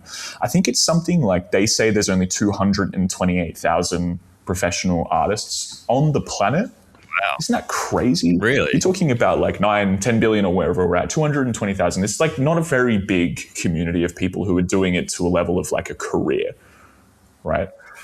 And so, yeah, you're completely right. Like, I think if you are not a very nice person, depending on how much power you have, let's say, like, I think you do get sorted out pretty quickly. Yeah. Yeah. Again, I think it just comes down to like, outside of music, that's just a moral choice as a human. Like, if again, you're an asshole and you just, I don't know, you're just trying to like claw over the next person. But again, I feel like so much of this stuff is coming from just like interpersonal lack of maturity and I don't know, projection issues and self-esteem problems and all these sort of things and stuff. I just kind of keep coming back to that. Like, if you're that type of person, then it's not like it's you, it's not me, pretty much. Yeah. And also, we're in a culture of measurement. Like, everything is measured too much more. You said before when you're connecting with local, like you've got so much music to listen to and you don't care about the streams or the numbers. And it makes me think of when I was, unfortunately, like, no, maybe I shouldn't say it. I was listening to a lot of music when I was younger. Yeah. I would say all the high C's, let's say, because I was young and had no disposable income. And I think like to music that I would just play on repeat over and over and over again. And I just adored it so much. And then like maybe years later now, I kind of go, oh yeah, that like crazy, weird, like Norwegian black metal band that I used to listen to. I want to check them out because I haven't listened to them for literally 10, 12 years. And then I look at their Spotify following and I'm like, what the hell? Like, they've only got 1,000 monthly listeners. This is weird to me. And it's strange because a certain shift takes place in my brain. I'm like, oh, like, I don't know. It doesn't hit the same anymore. There's something in me that just goes, it's not as good. I really wish we could remove the streaming numbers from streaming services, from Spotify in particular. If everything being measured, I really think it has an impact on how people perceive work. Yes. Yeah. Also, having been a releasing artist, like, and not to throw myself under the bus, but like we had a song that is effectively like our second most streamed song. But by the way it all kind of shake down is like all those streams came from like bot playlists we didn't know it was on, and that came through like what were they called? Anyway, it was like a campaign thing we did that, as far as we were aware, was all above board, and we didn't realize what effectively it led to fucking the song getting deleted. Yeah, but anyway, my point being is that having seen that streams kind of actually mean nothing in the end, like from a front-facing thing, like as far as I'm concerned, no one like really of our fans, of people I know who like listen to the music, like kind of, I don't know, don't even know whether they like that song or whatever. But it's so interesting when you come at it and you see the numbers, and it's the same with like social followings and stuff, man. Like that's been a really interesting thing to see that like because I started from zero. Like I started a brand new account, a brand new TikTok, and I don't have numbers. Like I've got like 200 followers, which whatever. That's like, all of it's arbitrary. It's always arbitrary. But that's been a really interesting thing to see how willing people are to like kind of give me a chance when from an external thing you'd be like, oh, who's this geezer? Like, what's, he's got no numbers or whatever. And I think that sucks because the streaming, it's all the same shit. But my mentality now, as even for the Peak Park stuff and as a personal note, is like, I don't care about any of that because none of that translates to how many people actually want to listen to your music and buy a ticket to a show or like listen to it regularly, buy merch, any of the actual shit that is a marker for sustainability. Streams come with time. That's it. That's as far as I'm concerned. At this point, I don't give a fuck about them. I just want to know that we release music and I know that certain people who are actually willing and interested in listening to it are listening to it. That's all that matters. And I care that they then want to come support us at a show. They then want to tell a friend. They then want to, I don't know, buy a bit of merch. That's the shit that matters. Not whether we've got like 100,000 streams or whatever. And even, again, I think there's so many like pitfalls that artists fall into about these things of like streaming numbers and stuff. And that's what like people then start taking me seriously and stuff. But again, like I have, met people who have on paper really good streaming numbers and then they play a show and they can't even sell more than like 40 tickets. Yeah. And it's like, yeah. Again, but I'm coming to terms and accepting that they're all just different metrics. Maybe your metric for success for you is streaming numbers and you don't give a shit about selling tickets, which from my angle, that kind of makes no sense. But for someone that might make sense, it's the same with social numbers and stuff. You can go viral. There are so many, it is like there are ways to do it. You can like, do certain things and repeat patterns and stuff that give you more chance of going viral and then in turn potentially getting more views and shit. But again, it's just like, for what point? Like to what end is that actually sustainable and why? Why are you doing it, And it's so easy to get caught up in the numbers and shit because like, oh, someone cares because they've got a follow account. But do they actually care? Like, no. You hear about so many like punk shit where people like do gigs under bridges and stuff and there's like 300 people there. You're like, where the fuck that come from? Like, but they're in the scene. They made the scene. They're like, they listen to community radio. They like participate. They like, I don't know, go to friends' shows, like all that sort of stuff. Like I'm so envious of like the hardcore scene for that because I think that world is so community local first driven. And I think it's crazy and coming from, and I'm curious whether you've experienced as well, but from the alternative indie rock sort of stuff, like it just isn't that. It's felt like way more competitive, especially with like male bands as well, which kind of sucks. But no, you are completely right. It didn't feel like we're all arm in arm hanging out, like doing cool stuff for the community and really giving back to it. And, it makes me think about all everything that you said. It makes me think about like, you never really know what your impact is. So you might see like, my reel only got like 900 views. Damn, it's a failure because the last one got 4,000 and this is like a quarter of the number. But then, we had this stint where we were really consistent with social media. And for us, like the reason why we stopped being consistent was because we didn't feel like it was the outcome that justified the work we put in, I guess. And so it felt kind of pointless, I would say. But then it's really weird, man, because people that I hadn't been connected to, and these were people I knew for ages. I'd see them out at a party or at a gig or something. And they're like, that thing you've been doing, I look forward to it every week. I'm like, what the hell? Like, I didn't even know you were paying attention to what we did. Or even like, I remember this one time, it's been a while since we've been gigging artists, but pre-COVID, we were doing a lot of shows and stuff. I remember walking into a bar, just some random bar, and it was at the top end of Smith Street. I never go there. I don't know anybody from there. I walked into this bar and I was talking to the bartender and I think I was saying like, oh yeah, I'm on my way to play a show. I just got to stop here for a little bit. He's like, oh, what's your band called? And I said the name of it and he's like, yeah, I think I've heard of you before. Like, yeah, that actually sounds really familiar. And that was such a weird thing for me because I was so caught up in like, oh dude, like our streaming numbers are so low, therefore we're like so irrelevant to everybody. But then here I have these real world these examples of like, they sort of know about us somehow. Yeah. Like you never really know the impact that what you're putting out there is having on people, how it makes them feel, how it maybe might inspire them, and I really like that. And I think that at the end of the book, The War of Art by Stephen Pressfield, I think it's the last page, he says something about, I'm going to butcher the quote, but it's like, if you have something within you that needs to be expressed, you're letting down the world by not sharing it. And I think this is what he's getting at, because it's like you don't know what it is that it's going to do, how it's going to impact somebody. And so when you're releasing music and when you're putting reels out there and stuff like that, how do you sit there and look at the vanity metrics and still think like this is still probably having an impact in some way and that's okay with me? Yeah, I just don't. I like, because for all those reasons, man. Like I went into it knowing that like it just socials. So I went into it being so certain that I don't care about the numbers. I'm not in it to grow a following. And I know it's really easy to say that. I'm in it to put myself out there, to put a version of myself out there that feels real and true and authentic, with the intent to then message or communicate with an artist or a project or whatever, to then get in a room with them and make music, or digitally, online, whatever the fuck it is. That's the end goal. It's as simple as that. And if that is the outcome, the view count is kind of like irrelevant at the end of the day, because whether I get 3,000 or 40,000 or 10 views, if it led to one person sending me a message and then we're now hanging out making music together, then like that's a success.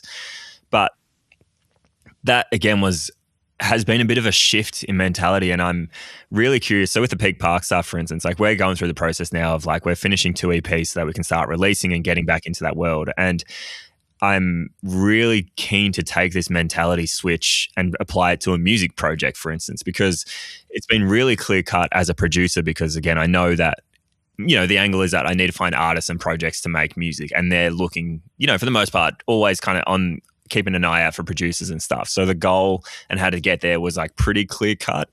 Whereas I think with music, the thing that maybe a lot of people struggle with is that when they are making content and marketing effectively, putting themselves out there, it's kind of goalless, and it's very directionless, and it's driven by what other people are doing and what you think you should do, but you're not really cognitively really thinking about why you're actually doing it. So again, we have this we talk all the time about why we're doing it. We're doing it because it's fun, it's enjoyment, it's opportunity to connect, all these different things and stuff. So I'm keen to kind of take more of this new mentality, because we did the thing where like we were releasing, you know, we did a music video and stuff, and you kind of just like pump out snippets of it. And in hindsight now, it was sort of like, and we talked about some of this stuff, and maybe not to this degree, where I was like, well, what was the point? Like, what are we actually trying to do? Like, we're sharing it because we're proud of it, but like, why should anyone give a fuck? You know, like what, other than because I think it's worth value, therefore it deserves to be watched and you should like go through and listen to it. Like, that's not a good enough reason. Like, unless it's, or if it is, at that point, the visual needs to be so compelling that people are going to jump on board. And again, you have to be pretty brutal with yourself and be like, is this actually a really, really subjectively compelling bit of media for someone to consume? Or even flat out take it a step back, is the song, you know, just because you put money and made a music video or didn't put money or whatever, like, is the song actually exciting? Is it interesting? Does it, you know, have lyrical content that someone's going to connect with? Not everyone, but someone. And are you even pushing it to the people who are willing and interested in that sort of shit? It's like, I don't know, man, it's been interesting even with the producer stuff of treating it as a business now. And it is a business, and being a successful artist is absolutely a business as well. But I keep going through this lens now. If like I was a baker or a bakery, for instance, would I do some of the shit that I do, you know, in an equivalent sense for music? And I mean that in the same way, like, how do you find people that want to buy your product? Like, you wouldn't go to, you know, celiac society who can't eat your food and be like, hey, here's all this like non-gluten-free bread. I only say this because I can't eat gluten, but like, you know what I mean? Like you go to a bunch of vegetarians and you're a meat seller and you're like, hey, like buy my meat. And then be like, fuck off, we don't want your meat. And you're like, buy my meat, buy my fucking meat. Like, yeah. You know what I mean? Like, and I know this is a pretty like wild analogy, but it's the exact same for music. If you're just putting shit into the void that isn't thoughtful, it's not maybe the most exciting thing or whatever it is, or maybe it is. Actually, let me rephrase this, because I think you can do your best version of any of these things. You can be really proud of your artwork, your visual thing, whatever it is. That if that's the best that you can offer, great, put it out in the world, be proud of it. But I think you need to maybe be a little mindful of the actual reach and potential appeal of it and be somewhat critical about it in a healthy way. And I'm not saying you need to shit on yourself and be like, oh, this is only worthy of like 6 people, like, because I can only produce like shit content or whatever. But yeah, I think sometimes there's, and again, I'm saying this because I've done this, but like you put out a song and you're like, oh, this is going to reach millions of people. Like this is just a song that's absolutely going to connect with people. And it's like, is it? Is it actually? And are you even sending it to the right people who want to hear it? Like, why are you trying to target an audience who doesn't give a fuck about the music you're making, or you've given them no reason to? And nowadays, I think it's actually kind of, the power is entirely in your hands as an artist with social media now. Like, I think it's very demonized and justifyingly so for a number of reasons. But conversely, you have all the power now, you know? And if not social media, then like go out and do shit in the community, like actually do in real person stuff, like go to gigs or join community radio. There are other outlets beyond social media.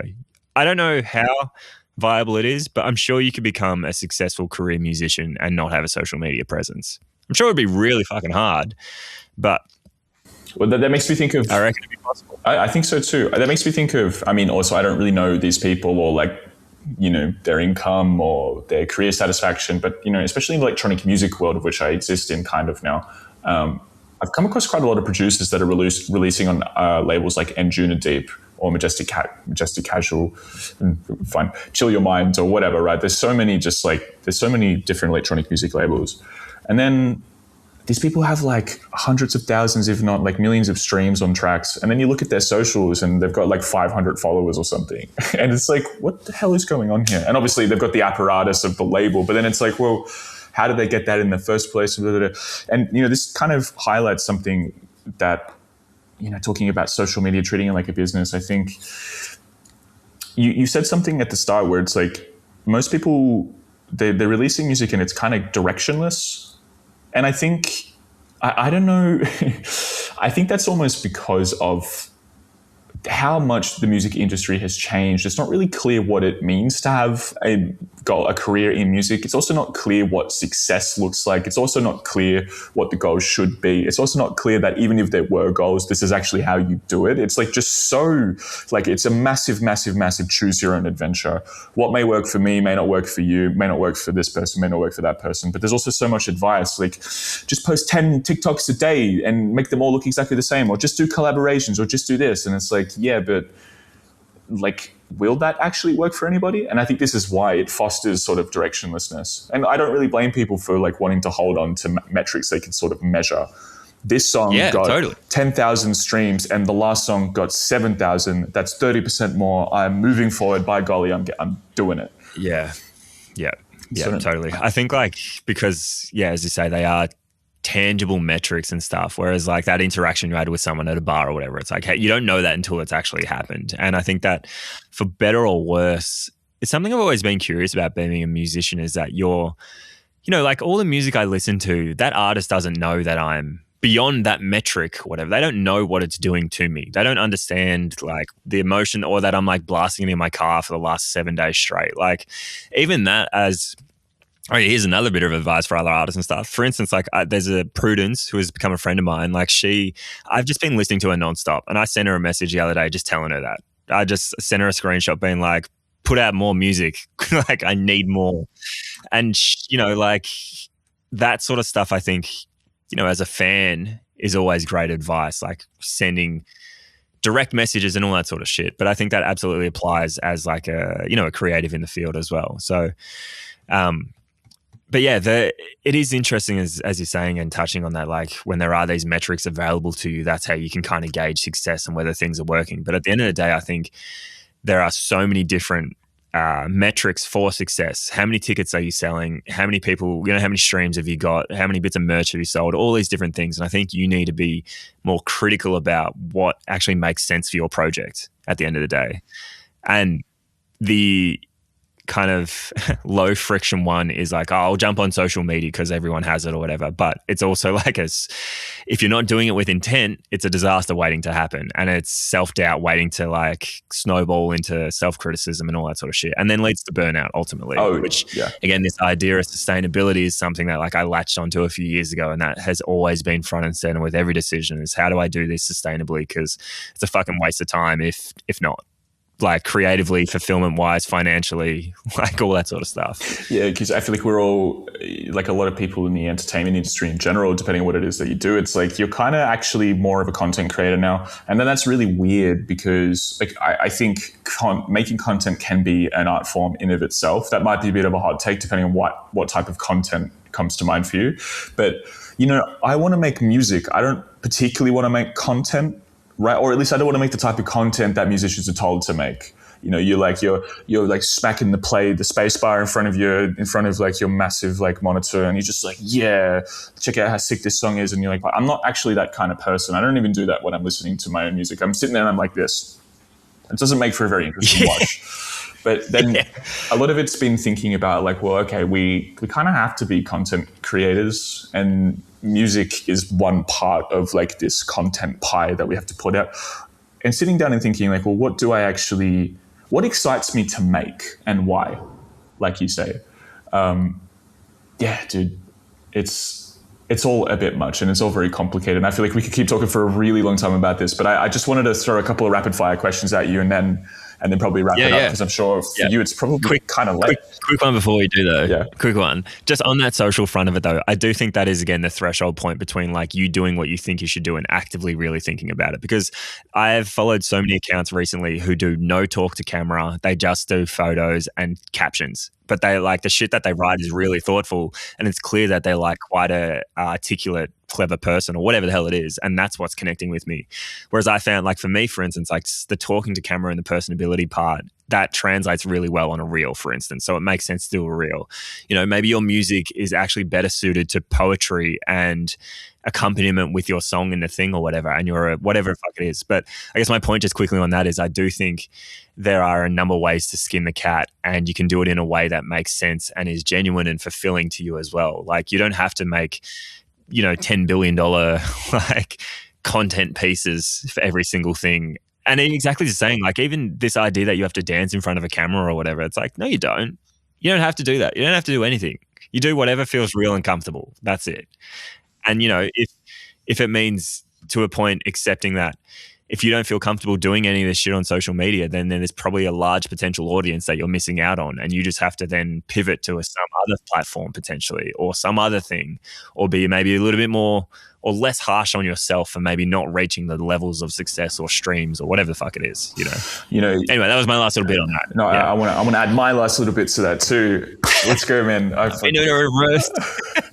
So, you know, I think the same ingredients that require you to make good art, good poetry, good music, whatever. It's like, well, you need to be engaged in play, and you shouldn't be anxious, and you shouldn't be angry or like insecure or full of self-doubt and stuff. I mean, those things happen over the course of a making session, but it's like when you strike gold and it feels good, you're just in the flow, and it's like this beautiful, euphoric, playful kind of feeling. When you're making something that's supposed to be just essentially like a Trojan horse for your art, you know, like that's what content really is. Like that's the way that it's kind of like put forward. It's like Trojan horse, and my song comes out and it smashes you in the ears and you go, wow, I love it so much.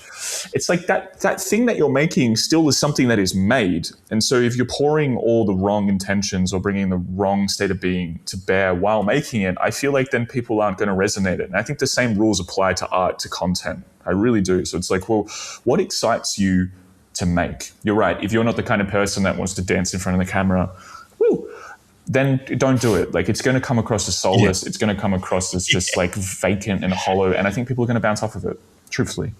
Yeah, totally. Hard agree. So I want to ask you just a couple of, not too many, because we've covered so much. This is actually the longest podcast I've done so far, which is great. Yeah, sorry about that. And that was always going to happen. I love a yap. This is what happens when people get in the room. I just talk to them and they're like, stop, let's make some music. I'm like, no. Dude, I've really enjoyed my time with you. I've learned a lot, and yeah, it's so freaking great. So what are you, in your process right now, what are you most excited about? And it doesn't have to be it could be something like hyper technical. Like I really just love I love Fresh Air at the moment, right? Or I really love this new compressor, yeah, cool. or I don't know, whatever. Yeah. What are you most excited about right Yeah.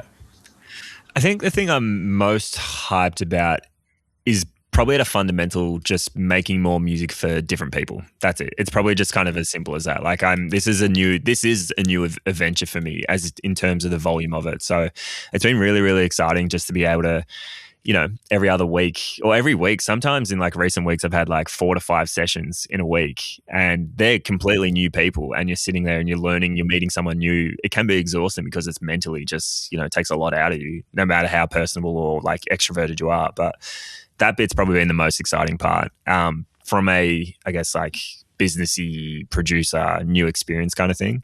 But as far as an actual music making thing, like I'm just becoming really, really obsessed with finding out what the intent of the song is and how best to execute that at the end of the day. Like with production choices, where do we place the vocals? What vocal treatment are we even using? Do we do doubles? Do we do this? Do we do all sorts of shit? Like, why does the arrangement go to that chord? Like, why don't we do it like that? It's just this never ending kind of Rubik's Cube, and I'm obsessed by it.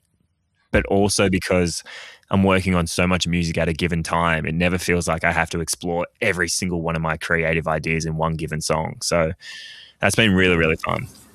Thank you, man. I love that. Yeah, it's like the same thing, not putting all your creative eggs in one basket. You can kind of spread it out a little bit.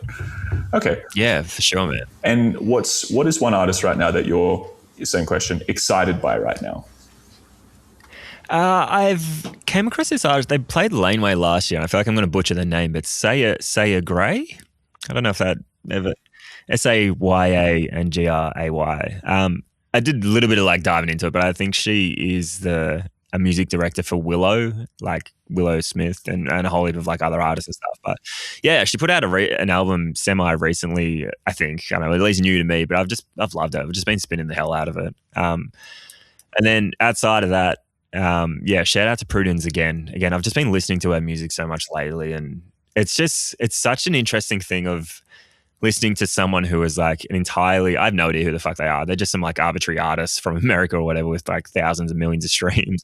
And then listening to like a friend and being like, this is just as good. This is, and not from like, oh, the world needs to hear it or whatever. But it's just like, it's just music. It's great. I love it. I'm a fan. They're probably the two main ones currently. Fantastic, man. Thank you. All right. Where can people connect with you if they want to do so after this? Yeah, Instagram's probably the best place, or TikTok. I'm down as tmh.wav because, audio. Or email, so hof.m.thomas@gmail.com. I'm going through the ropes of working out whether I want to like have a project name and an artist name and stuff, but I don't know. This will do for now. Who knows? Maybe it'll change. Perfect, man. Well, thank you so much for coming on and having a chat today, man. Really appreciate your time. Yeah, no, thank you so much. This was wonderful. I had a brilliant time, and you're great at this as well. You've got a real knack for it, I think. No, thank you. I don't know. I watch myself back when I'm editing, and I'm just like, oh, dude, I don't know. I don't know if this is it, but I appreciate that a lot. That was great, man. Thanks for having me. Thank you.